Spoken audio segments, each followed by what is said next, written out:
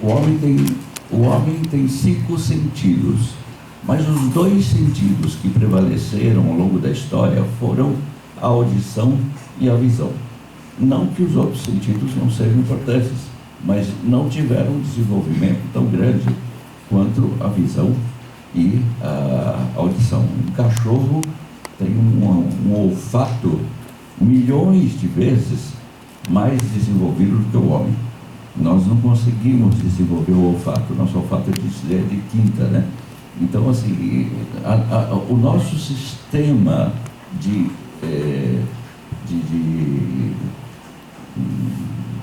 movimentação no espaço depende muito da visão e depende muito da audição. Então, os nossos sentidos mais desenvolvidos são o da visão e da audição. Isso fez com que, ao longo da história, sempre foi colocada essa questão: que relação tem entre a visão e a audição? Como é possível fazer essas duas coisas sincronizarem? Muitos povos já pensaram isso antes, como por exemplo os japoneses, com o teatro No, né, com o teatro do Kabuki, né, em que o papel da música é fundamental dentro do teatro. A música tem uma relação intrínseca com a imagem, a ponto de que a música é a imagem, né? Muitas vezes assim, um personagem sai de campo e vai para os bastidores e toca uma música específica e todo mundo já sabe no Japão o que significa, que ele pegou um cavalo e foi para a vila mais próxima, né?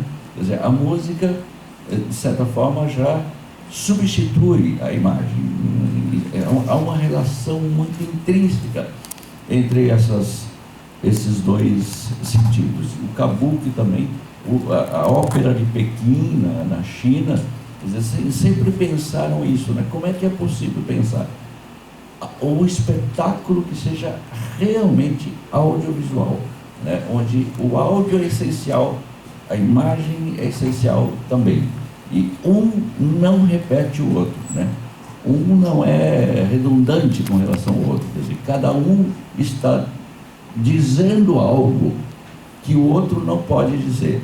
Então, de fato, né, essa é uma grande questão que vem, né, ao longo da história da humanidade, né, com como pensar um espetáculo para os olhos e para os ouvidos, mas que seja integrado, né, seja uma coisa integrada, não seja 2 coisas separadas. Depois, claro, né, ao longo da história, depois nós temos a comédia dell'arte, nós temos os espetáculos de intermídia no Renascimento, né, onde novamente volta essa questão de como combinar imagem com som. Depois vem a ópera, onde novamente essa questão se impõe, né, principalmente a partir de Wagner, que pensa muito essa questão de como relacionar, né, aquilo que nós estamos vendo com aquilo que nós estamos ouvindo. E finalmente o cinema, principalmente, né? O cinema foi o lugar onde essa questão se impôs de uma forma muito, muito aguda, principalmente a partir dos anos 30, quando surge o cinema sonoro. Eisenstein escreveu muito sobre isso, depois toda a vanguarda francesa e alemã também dos anos 20, né, pensou essa relação. Isso né, isso não para de acontecer ao longo de toda a história. E eu acho que o videoclipe, ele é a atualização dessa discussão, né? É a atualização, né? Que relação existe entre uma imagem e uma música? Que imagem é necessária ou que imagem é adequada a um som? Ou vice-versa, né? Que som é adequado a uma imagem? Esse sempre é um drama que muita gente pensou, as vanguardas pensaram isso, Walt Disney, né, com as duas versões de fantasia, né, sempre tentou pensar isso. Então, a primeira questão do videoclipe, que eu acho que é interessante, é uma questão semiótica, né? Por que essa imagem para esse som, né? De que maneira pensar uma relação entre imagem e som que não seja, em primeiro lugar, meramente ilustrativa, no sentido assim de, se a música diz que o sujeito se levantou, saiu e foi para o trabalho, e aparece um cara levantando, pegando a sua pasta e indo para o trabalho. Não, quer dizer, não uma relação estúpida, óbvia assim, mas também não uma relação totalmente arbitrária, né? Uma relação arbitrária significa, não tem nada a ver as imagens com a música que está sendo apresentada, né? Como pensar uma relação que seja inteligente, que seja criativa, uma relação que seja intrínseca, né? Essa questão que está lá no Teatro No, que está na ópera, que está no cinema de Eisenstein, né? Por que essa imagem com essa música? E por que essa música com essa imagem, né? Como nós podemos pensar uma relação que seja forte, que seja de complementariedade, né? de acréscimo, né? No sentido de uma coisa ajuda a entender a outra. Então, eu acho que o clipe, ele na atualidade, né? A continuidade desse pensamento que vem lá da antiguidade até, né?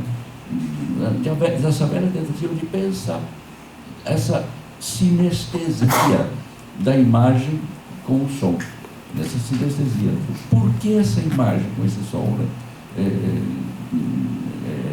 Como é que nós podemos pensar essa relação como uma coisa intrínseca, forte, né? Consistente, onde uma coisa ajuda a entender a outra, complementa a outra e de tal maneira até, nos exemplos que podemos pensar depois, de tal maneira que não poderia haver uma coisa sem a outra, né? De tal maneira que essa imagem sem esse som não poderia existir, esse som sem essa imagem não poderia existir, em casos assim extremos mesmo, né? Em que se chega a uma qualidade de combinação de imagem e som, né? Que a gente pode chamar de, não vou chamar de perfeito, porque eu não gosto dessa palavra, mas assim, chegou-se a uma proposta acabada, né? de combinação. Esse é um ponto. O outro ponto é, por que o clipe é interessante? Porque o clipe, eu trabalho muito com televisão, atualmente me dedico muito à televisão, mas a televisão é muito estereotipada, todo mundo sabe disso, né? Não preciso, eu estou aqui ensinando Ave Maria para o vigário. É muito codificada. Então, assim, você pega um telejornal, em qualquer lugar do mundo, os telejornais são todos iguais. São iguaizinhos, né? As pessoas falam do mesmo jeito, os repórteres falam do mesmo jeito, o apresentador fala do mesmo jeito. A maneira como entram as imagens das notícias é sempre igual. Então, as telenovelas também são muito estereotipadas, ainda que algumas tenham criatividade aqui e ali, mas existem regras que precisam ser cumpridas.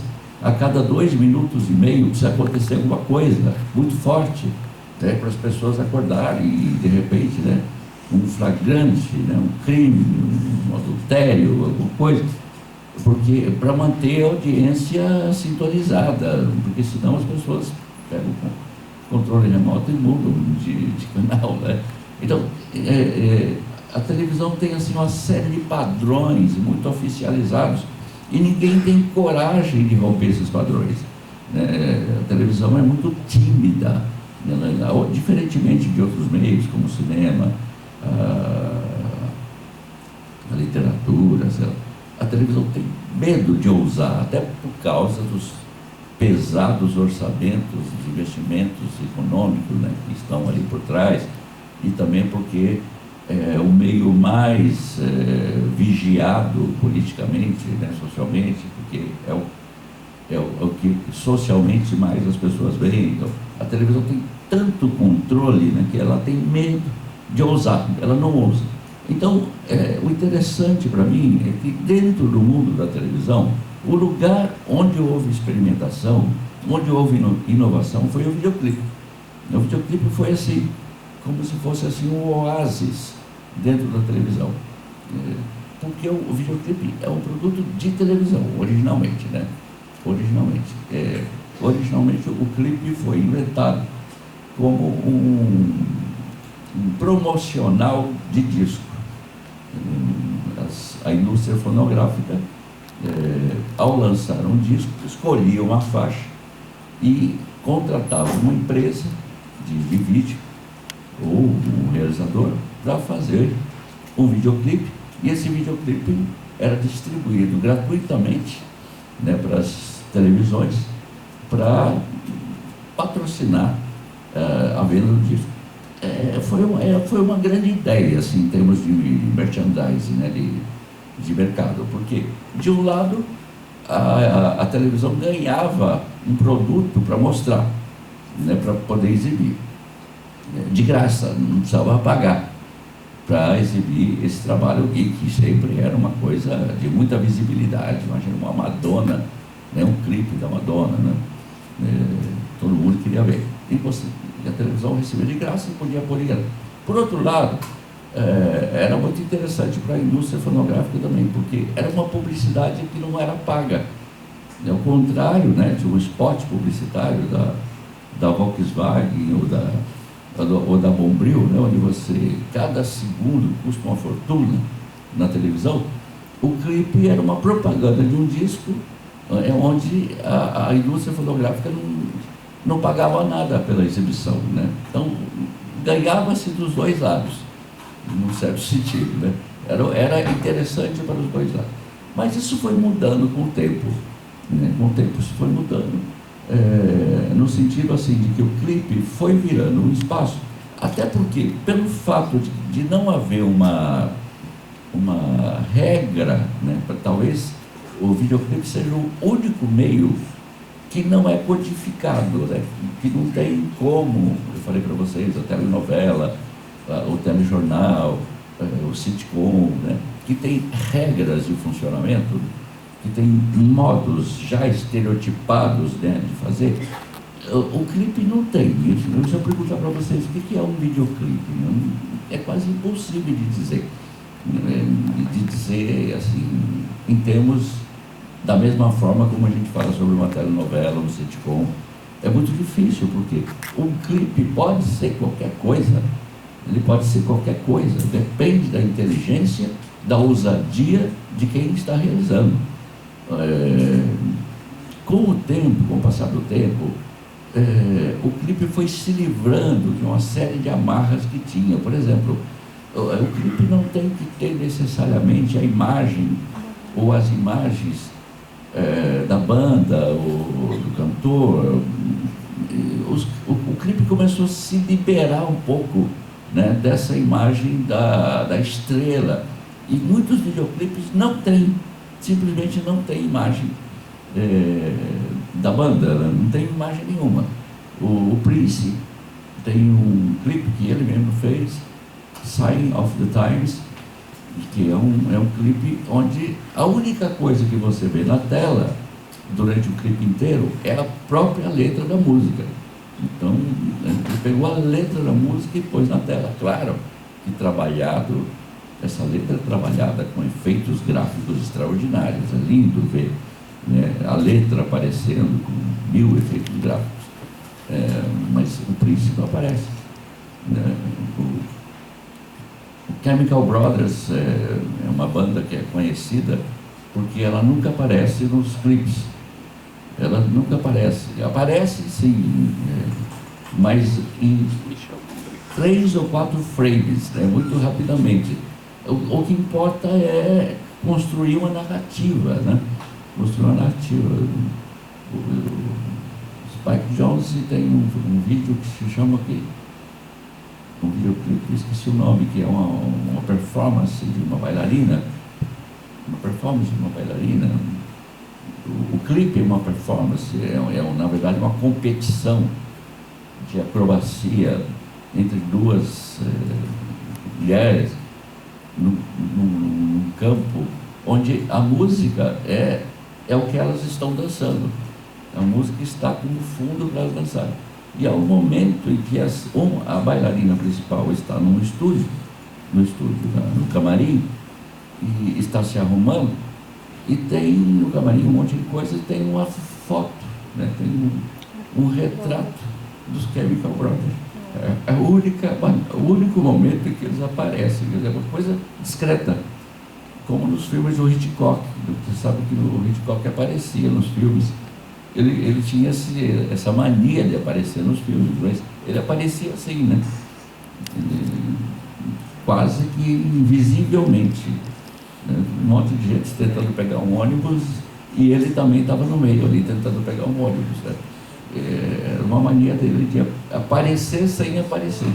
Então, aos poucos, né, acho que o clipe foi se liberando de uma série de regras, normas que num primeiro momento existia. Ele foi ganhando liberdade, e principalmente quando começaram a surgir uma série de realizadores que vinham de outras áreas e que descobriram que o clipe era um lugar interessante, né? Então, na pesquisa que eu fiz, né, já faz algum tempo,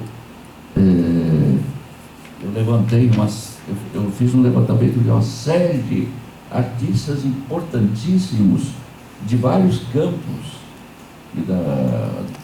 da produção artística em geral, não só audiovisual, né? Como Robert Bria, que é um artista experimental do cinema underground,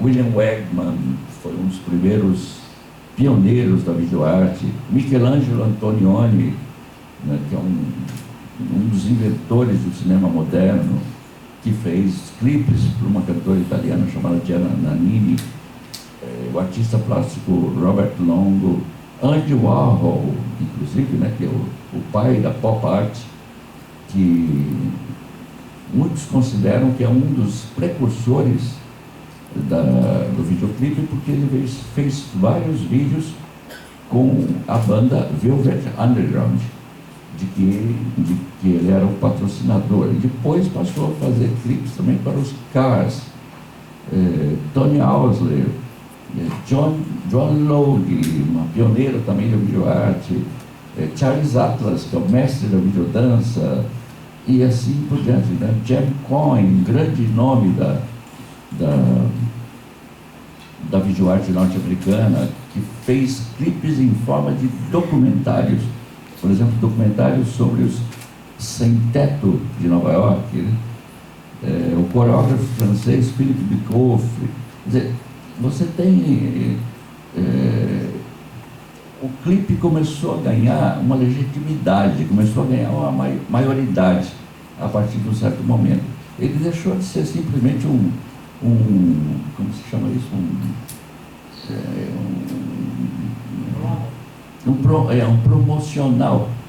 promocional de um disco, à medida que vários realizadores de peso, de nome, vejam que não eram iniciantes, né?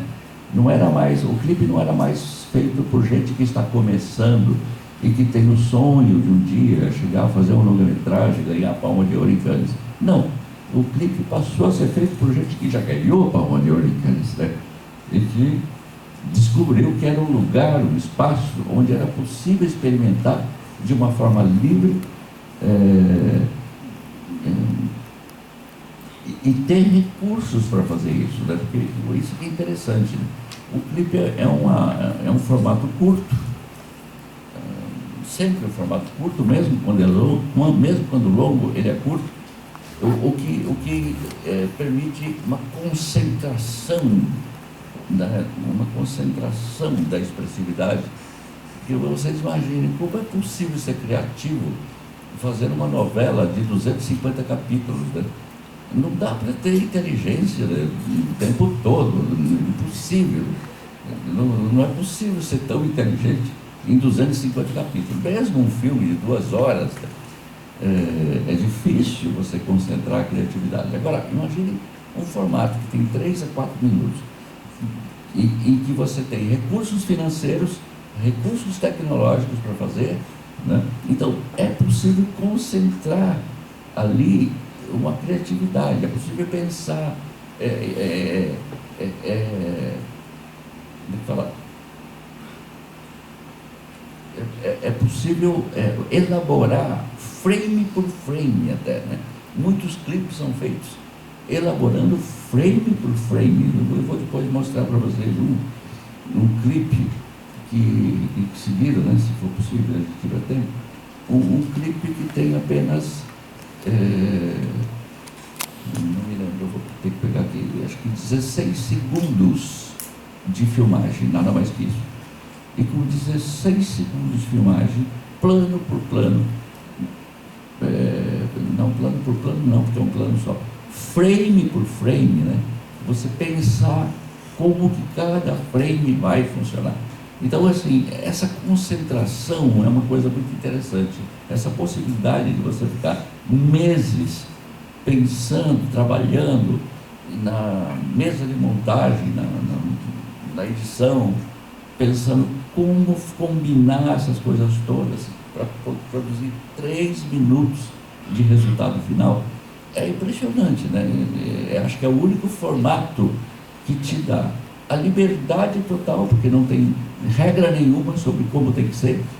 Você tem uma concentração de tempo, você pode ficar um tempão para produzir poucos minutos de resultado. E, pior ainda, né? Ou melhor ainda, a possibilidade de distribuição disso é extraordinária. Se você pensar que um trabalho experimental, né, um trabalho totalmente experimental, como muitos clipes são, em outras circunstâncias, só seriam vistos por uma plateia muito pequena, por uma plateia especializada, em salas de cinemateca, né, em lugares assim, festivais de videoarte. E o clipe é um trabalho experimental, é um trabalho, muitas vezes um trabalho de vanguarda, que é distribuído amplamente por uma massa. Então é a primeira vez que um trabalho totalmente experimental, de vanguarda, pode ser visto em escala massiva, distribuído em escala massiva.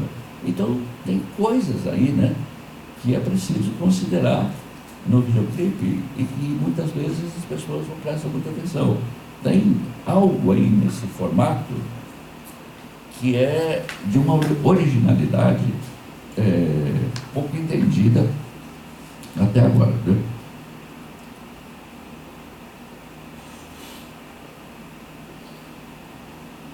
Bom, eu estou tentando fazer uns cortes aqui. Vamos tentar falar um pouco sobre as características que o clipe foi tomando à medida que ele foi evoluindo. Existem várias tendências estilísticas, né, que estão contribuindo para redefinir o conceito de videoclipe com relação àquilo que ele era no início, quando ele era apenas um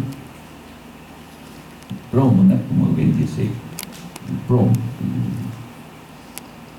Então, a primeira característica, eu já falei para vocês, é essa de que não necessariamente o clipe tem que ter as imagens da banda que está tocando, as imagens, não necessariamente. Você pode ter um clipe onde a música independe inteiramente da apresentação do grupo que está tocando. Ela pode ser totalmente inventiva, por exemplo, pode ser só animação. Aliás, o clipe foi um lugar onde a animação avançou bastante no campo da televisão. Animação de todos os tipos, desde a animação quadro a quadro tradicional, animação de massa, de moldar, até a animação por computador, animação digital. É interessante ver como que a animação avançou muito com o videoclipe. Inclusive esse diretor que vem aí na próxima semana, o Conrado, você chama? Amada, ele é um dos que, né, no Brasil introduziu a animação, introduziu a animação dentro do videoclipe e com muita qualidade, né? E outras possibilidades também.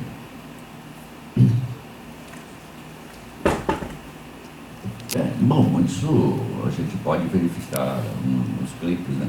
Existem clipes, por exemplo, como por exemplo um clipe do Spike Jonze. Spike Jonze é um dos melhores diretores de videoclipe que eu conheço. Ele tem um clipe que ele fez para a banda R.E.M., chamado Crush with Eyeliner, em que a banda não aparece, e ela é substituída por japoneses num clube de, como é que chama, karaokê, né? Entra um monte de japoneses que ficam cantando no lugar da banda, ficam imitando, né, digamos assim, fazendo a sincronização labial da música, né? E a banda, ela própria, não aparece em nenhum momento. O videoclipe que eu falei para vocês, do Chemical Brothers, Electrobunk, chama Electrobunk, que é de 1997, bem antigo, né? E que também é do Spike Jonze, e que os Chemical Brothers não aparecem nunca. Night Swimming, que é um dos clipes mais inspirados que eu conheço, foi proibido nos Estados Unidos. Ele é do James Coyne, que é um grande artista, feito também por R.E.M. O R.E.M. é uma banda que escolhe muito bem a dedos, né? Quem é que vai dirigir os clipes deles. Não são tontos, não. Eles só querem gente inteligente para poder dirigir. Eles não vão queimar a imagem dele com qualquer tonto fazendo um videoclipe, né? E esse clipe, o James Coyne, Night Swimming, foi proibido, mostra apenas imagens numa piscina, né? Imagens de corpos nus, deformados por anamorfoses pela água. A água produz anamorfose, então esses corpos nus todos aparecem distorcidos dentro da água.